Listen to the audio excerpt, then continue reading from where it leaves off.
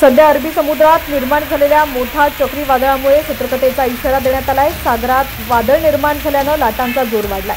हीच बाब लक्षात घेता आता मच्छीमारांना महत्त्वाचे निर्देश देण्यात आले।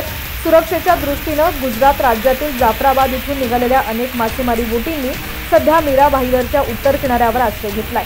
तसंच वादळाचा धोका लक्षात घेऊन स्थानिक प्रशासन आणि मत्स्य व्यवसाय विभागानं मच्छीमारांना समुद्रात न जाण्याच्या सूचना दिलेल्या आहेत।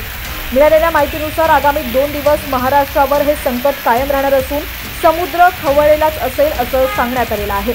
अरबी समुद्रात वादळ निर्माण झाल्यानं किनारपट्टीवर पोलीस आणि समुद्र सुरक्षा दलानं गस्ती वाढवली आहे। उत्तर परिसरातील रहिवाशांनी सांगितलंय की अचानक बाहेरील राज्यातील बोटींची संख्या वाढल्यानं किनाऱ्यावर हालचाल वाढलेली असून सर्व बोटी सुरक्षित ठिकाणी थांबवलेल्या आहेत। तर दुसरीकडे याच समुद्रातील वादळाचा फटका सिंधुदुर्ग जिल्ह्यातील मासेमारीलाही बसला।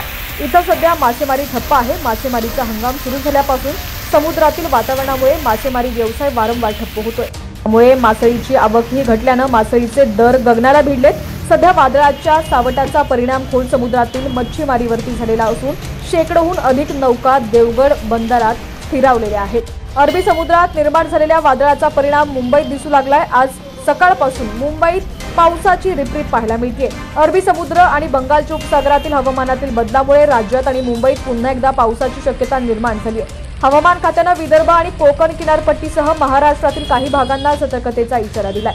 अधिक कोकण किनारपट्टीवर मध्यम स्वरूपाचा पाऊस पडण्याची शक्यता व्यक्त करण्यात आलेली आहे। हवामान विभागाच्या अंदाजानुसार 5 नोव्हेंबरपर्यंत राज्यभर ढगाळ वातावरण राहणार असून हलका ते मुसळधार पाऊस पडू शकतो। दरम्यान बंगालच्या उपसागरात निर्माण झालेल्या मोठ्या चक्रीवादळामुळे हवामानात बदल झाल्याची माहिती मिळते आहे। सध्या या वादळाचं रूपांतर तीव्र कमी दाब क्षेत्रात झालेलं असून ते मध्य प्रदेशच्या दिशेने सरकत आहे। हवामान तज्ज्ञांच्या माहितीनुसार हे कमी दाब क्षेत्र गुरुवारी विदर्भालगत पोहोचलं, तर शुक्रवारी ते पुढे यूपी, बिहार आणि सिक्कीमच्या दिशेने सरकेल। त्यामुळे पुढील 3 दिवस या भागांमध्येही पावसाची शक्यता व्यक्त करण्यात आलेली आहे।